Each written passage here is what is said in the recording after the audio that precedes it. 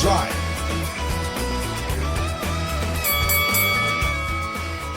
Alas 6:31 oras po natin po masantos sa kabasan. Sige namin idol, punchline na po tayo at kasama na po natin si Sir Ermin Garcia Jr. Ang ating pong hello Sir Ermin, magandang umaga. Good morning. Good morning. And nice to see you last week, sir. Yan, di na tayo nagkausap masyado Medyo busy nga po eh. Anyway, Sir Ermin, kamusta ang ano po dyan, Disyembre, sa may pagpasok ng December, dyan po sa Metro Manila? Well, nandyan ako sa Dagupan kahapon eh. Pero Aha. dito sa kita masyadong ulan daw the whole day. Oo. Oo, dito rin, Sir Ermin, mga ilang parte, medyo ambon-ambon lang naman. May mga naranasan din na, na konting pag-uulan din. Yung pong mga kababayan natin dito sa lalawigan ng Pangasinan. Ituring na lang natin na blessing. Blessing. Yung pagpasok ng Disyembre. Anyway, Sir Ermin, matuloy na tayo dito sa ating pag-uusapan ngayong umaga na ito. Unahin na po natin ito pong hindi pagkakabilang ng Dagupan City sa SILG. Yan. Meron bang dapat sisihin dito? Obvious ba? Tingin natin dyan. Aha. Alam mo yung seal of good governance. Aha. Never fails Dagupan City. Correct. Always had its share of that flag. If I'm not mistaken, baka nagkuha na nga ang Dagupan ang tawag ko dyan. Hall of Famer. Hall of Famer na, no? Pero itong nangyari nga was, I was not totally surprised na nangyari yan. Na, I don't know what happened to Urdaneta. Hindi rin nabigyan ng Urdaneta. The towns nakakuha ng seal of good governance. Okay, what do you think, for example, dito sa Dagupan City, ano po sa palagay ninyo yung pinaka major na dahilan kung bakit hindi tayo napabilang, nalaglag tayo? Hindi tayo nakapag-implement ng programs eh. Walang-wala. At saka nakita rin nila ng Department of ang DILG na nagbabangayan dito. At wala talagang cooperation to deliver services to our people. Wala talaga. So, ang sinasabi ko nga I give full credit to the 7 EPALIPes. At yung gusto nilang sirain yung administration Attorney Belen. In that sense. Okay? Ang hindi nila na masyado nasira is that somehow, somewhere, natulog ni Mayor Belen yung mga some of the programs na may na suportahan under a reenacted budget. Pero itong na ito, for example, itong pangyayari na ito and into the present, sa palagay ninyo, mariridim ba ng Dagupan o medyo malabo pa for the next SILG itong Dagupan? Kayang-kaya na kasi approved na yung in toto yung budget ng for 2025. Okay, of course, may entertainment ulit pagbalik nila ng January. Iniisip ko na kung ano naman ang gagawin nila, pupunta naman ng korte, questionin daw kung bakit daw na-approve yung 2025 budget, na kanilang ibigay. Okay? So do you think they were going to make this a big issue, lalo na itong paparating na 2025 midterm election? Siyempre, yun ang akala nila sa kanila, pabor sa kanila yun na hindi gumalaw yung administrasyon ni Belen. Na yan, kita nyo, hindi tayo nakatanggap ng seal of good governance. Sabi nga nun, when you point an accusing finger, you look at the thumb, it's pointing back at you. Okay? And of course, as far as the administration of Belen Fernandez is concerned, they have all the documents to show kung ano nangyari.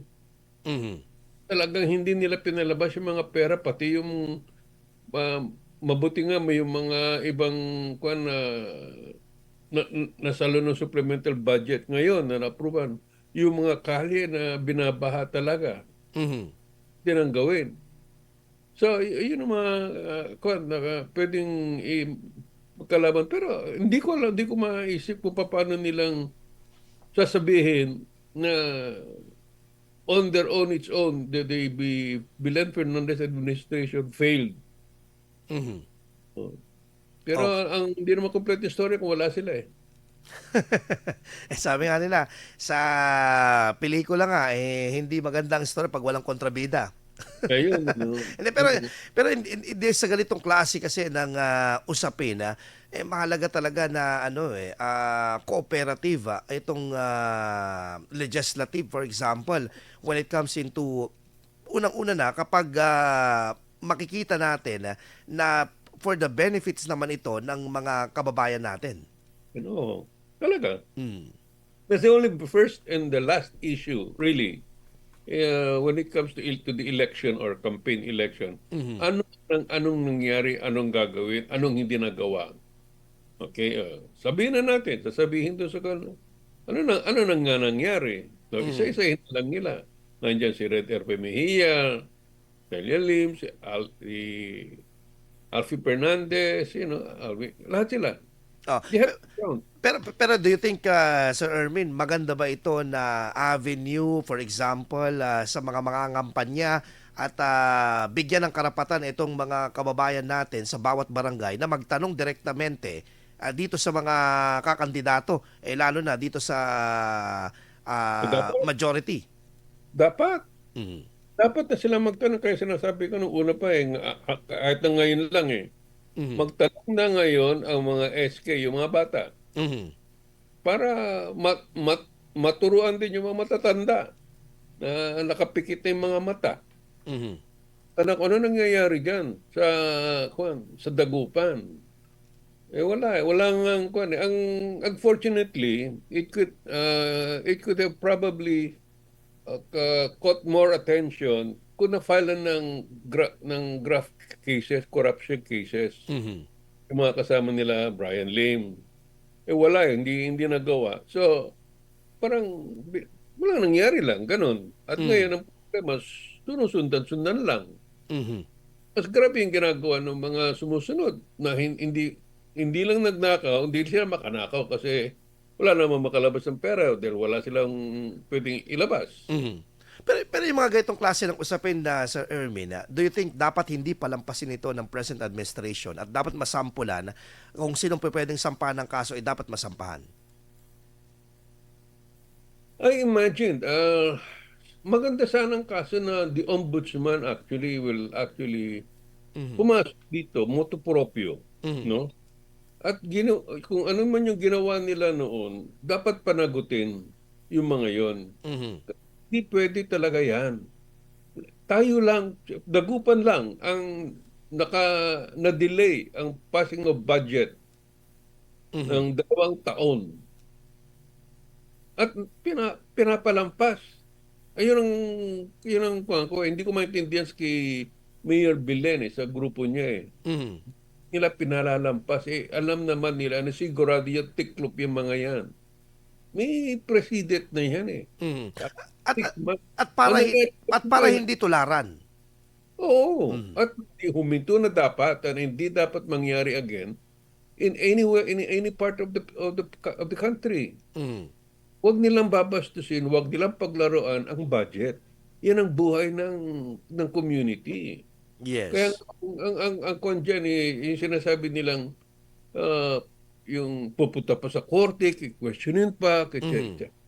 Yung, wala eh. Yung talagang, kaya sabi ko, that to me is my only disappointment. Why the Fernandez administration did not even bother to file sa ombudsman or to call the attention of the ombudsman. Mhm. Okay. Sige, anyway, basahin muna natin na Sir Ermin, congratulations dito sa mga talagang inawardan ng Seal of Good Local Governance dito sa Oh, lalawigan ng Pangasinan. Alcala, Anda, Asingan, Balungaw, Bani, Basista, Bayambang, Bulinaw, Bugalyon, Infanta, Labrador, Lingayen, Malasiki, Manawag, Mga Tarem, Mapandan, Puzorobio, Rosales, San Fabian, San Manuel, San Nicolas, San Quintin, Santa Barbara, Santo Tomas, Sison, Tayog, Orbistondo at ang Villasisa.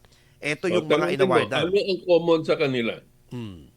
What is common about all of this award of seal governance? Yung budget nila lahat na ano. Budget. Oho. Naipasa ang budget nila lahat On time. on time Mm. as provided by law. Yes. Kasi dito kukunin for example kung for example yung mga equipment na kailangan ng disaster risk reduction nila now which is part of the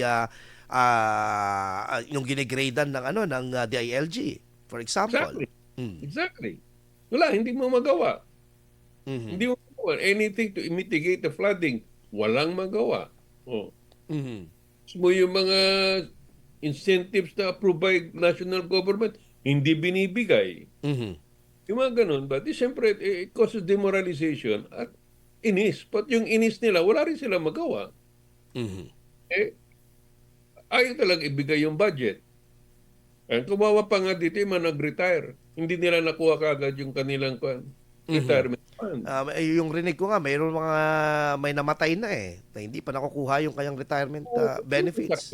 Yun ang masakit. Kaya sabi ko, Mm. sa kakapalan talaga ng mukha ng pitong yan. No? Hindi, unprecedented talaga. I would think that for a while na meron naman sigurong konti sa kanila na pagmamalasakit sa syudad. Walang wala. Mhm. Diyos ko, wala. Unprecedented in any history. Alam mo doon sa kwan noon, looking back 15 years ago, Mhm. napapakbakan doon sa loob ng sanggunian, about fiscalizing. Asking why is this important, why, who's doing this, who's doing that. Mhm. Okay? But pagkatapos noon, na-approve, kasi nakakita sila ng kwan na, and then, wala nang personalan talaga. Ito personalan Mhm. Aba sa kanila Kaya hindi ko maintindihan Kaya yung mentality ng barkada diyan ang sumira sa kanila. Yung ito ganito gawin natin. Sige, sige. Ayun. Mhm. Yung parang dapat siga tayo diyan. Ayun. So, do you think this action is not totally beneficial for the Gupeños? Definitely not. For any city or town. Kaya nga dapat makita ito ng mga taga-Dagupan. Mhm. Kaya Dagupan lang, at ng Urdaneta, ang walang seal of good governance last year, or this year, is because of that. Lahat, ang seal of good governance, may premyo yan may cash reward yan for the Yes. city for the project. Ibig sabihin, efficient and effective yung pag-utilize ng gobyerno sa pondo. Oo. Wala talagang sinabi Mhm. And yan ang dapat tandaan, and I would expect that the team of Belen Fernandez will go to town with that. Mhm. Unahan na sinasabi ko, yun, wala tayong nakuha dahil sa kanila. Mhm. Itong yan. Okay. So anyway, ito mag-move naman tayo dito Sir Ermin into provincial level. Punchline! You mentioned in one of your article na ito po is yung benchmarking ay minsan nagagamit o kaya pwedeng maging alibay para gumawa ng kabulastugan like graph. Yes sir. Alam mo, nung unang nangyari yan, yung pagbabiyahe-biyahe ng mga department heads ng grupo-grupo, Mhm. for no reason at all, except, alam mo, may pinanggalingan yan. Mhm. Katatapos lang ng pirmahan ng kontrata ng government for the construction of the Pangasinan Link Expressway Mhm. with San Miguel. Okay? We're talking Now, billions here. Oo. Mhm. Maganda nga yung contract Walang kwan ng government. No expense daw ng government. Mhm. Okay? Bakit biglang merong incentive yung mga tao na bumiyahe? Mhm. Oh. So- Wala silang sinasabi. Sinasabi lang nila, pumunta raw sila para sumama sa Benchmarking. Hindi lang benchmarking. They went to join the Pangasinan in San Francisco organization celebration. Mhm. Pwede. The, fa- the, the province spends for them to go to to join a celebration in the US. But this yung ganitong klase ng ano po ng mga ganitong lakad, Sir Ermin, kailan ito valid at kailan ito kahina-hinala? It never happened. But you take, for example, Dagupan. Mhm. Okay? Dagupan has this tie-up with Milpitas City. Malpitas. Yes, yes. Milpitas City. Mhm. Okay, so they have an agreement, exchange program, etc., and all that. Mhm. Okay, that can be funded by the Mhm. city government. Alam natin na meron talang pinanggagalingan. Pupuntahin mo ang board members, tapos department heads, in Mhm. two separate travel. Ni hani ho, walang explanation kung sino ang nagbayad. Mhm. Ngayon, after several months, umalis na naman sila. Mhm. One sa state, sa grupo sa state, ito benchmarking naman ang ginamit. Mhm. So ano man ka naman magbe-benchmarking daw dahil sa ospital para makita kung ano pang kailangan gawin ng mga municipal hospital. Municipal yan, eh. Mhm. Ano pa ba maayos ng municipal na aabot sa US? Yung provincial level ngayon, Nangangapa. nangangapa pa, eh. Mhm. Municipal level pa. At tapos pupunta roon ang magbe-benchmarking, dalawang hospital chief, samantalang ang grupo nila more than 9. Nako. Oh, malaking question nga 'yon. Unless talagang they have this Maniniwala, eh. unless they have this full comprehensive report na pwede nilang i-share into public. Not only that, there has never been an issue or a resolution Mhm. submitted doon sa provincial board For this kind of how, ano. how to accelerate and make equipment ng hospitals, Mhm. okay, more advanced or up to date. Mhm. Wala yan. Bakit bigla sasabihin mo benchmarking ka doon pa sa states? Nandito naman, St. Luke's, nandiyan ang St. Luke's sa BGC. Mhm. Advanced yan. Pumunta ka, lumakad lang din sila sa isang grupo. Mhm. O, kahit na magmerienda sila ng buong araw doon, makikita lang nila kung gano'n na sila behind. In terms of Yung mga hospitals lang pa lang dito sa Metro Manila pa lang. Mga, dito lang, hindi ka na kailangan lumabas. Mhm. Kaya kalokohan yung sasabihin mo, hindi pa sana kung kasama doon ang provincial hospitals. Mhm. Municipal po lang. Or Ang habo ng municipal doon sa municipal sa provincial level. or kung may pledge man yung counterpart nila ng hospital doon na magdo-donate ng ganong klase ng mga equipment. Naloloko na eh. Yun ang nakakainis. Yung sasabihin sa tao na to kasi may benchmarking na ganun. Mhm. Natin naloloko eh. Makaki-benchmarking ba sa hospital ang provincial jail warden? Mm. Okay. Assessor office? Tapos yung isa, ito nakakatawa. Isang trip naman to Spain. Mhm. Bakit daw?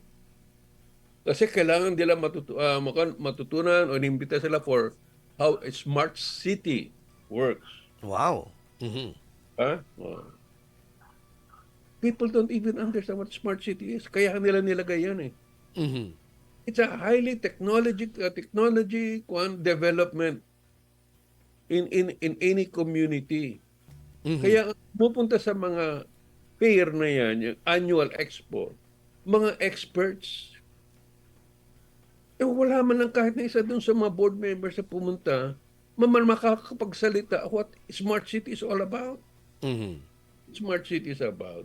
Na pwedeng makapag-exchange ng ideas din yung for example yung ating kalagayan dito ng natin probinsya natin for example when it comes to technological development. Sabi ko dyan na kahit yun lang. Mm. Meron pa tayong television o sensors. In every street junction, Mhm. meras.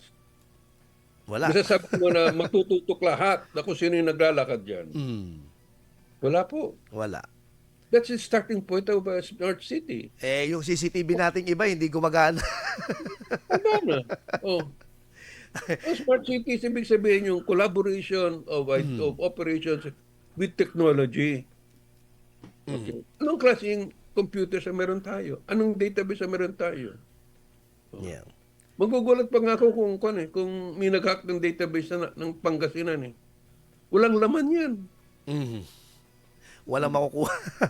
Anyway, sige Sir Ermin, moving forward tayo for the national issues po natin mamaya sa ating pagbabalik. At break muna tayo ng ilang commercial, Sir Ermin. Okay. Let's talk about ito. Talagang hindi na mapipigilan itong pag-escalate ng tensyon with our national government na mga natin, matataas opisyal natin. At itong nagpapatuloy pa rin na Quadcom. Mamaya pag-usapan natin yan, Sir Ermin, sa ating pagbabalik. Punchline IFM News.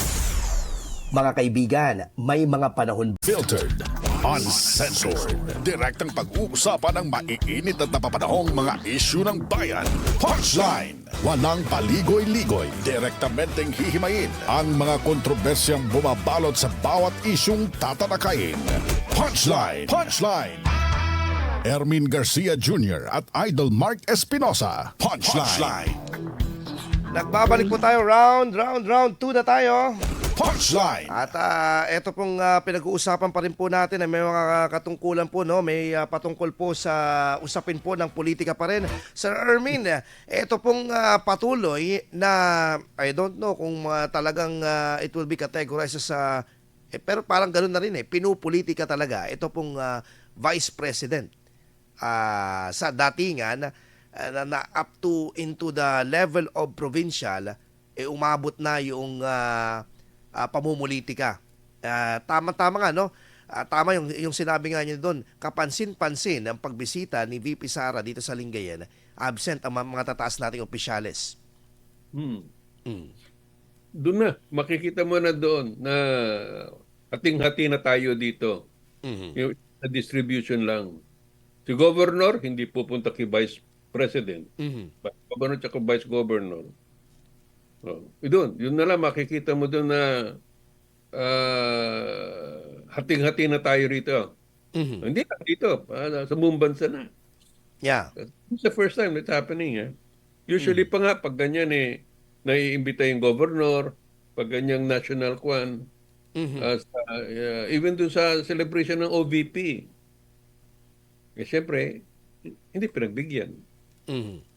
At talagang yung mga ibang opisyalis natin takot na takot kapag Humarap. kapag makikita yung kanilang pagmumukha at na-attach doon sa kalaban ng presidente. Ganyan yan. Aha. Makikita nila ganyan. At, kaya nga, ang kuwan ko naman sa kanila, kagaya ng opisina ni Vice President, bakit hindi sa Dagupan ginawa? Inandyan ang satellite ng Vice Office of President. the Vice President. Yes. Sa Pangasinan. Mhm. Pero sa Lingayen ginawa. Nandyan naman si Mayor Batawil. Bait naman tao na hindi naman sumali sa mga usapang awayan dyan sa Yes. national level. Aha. Nakatulong siya. Pero what is your take, for example, last week, yung mga nakausap namin ng mga ilang senatoriable, ang sinasabi nila is dapat wag na nating gatungan itong awayan ng presidente at vice-presidente, ma-de-escalate itong usapin na ito. Pero sa palagay niyo po ba, ma-attain pa yung itong status na de-escalation of tension? Hindi na pwede. Kasi nandiyan na pumasok ng Makabayan Block.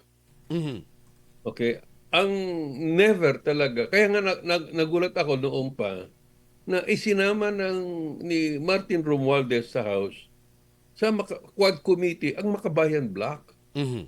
Minority yan in the first place. In the second place, you know where you draw the line between the government and the communist side.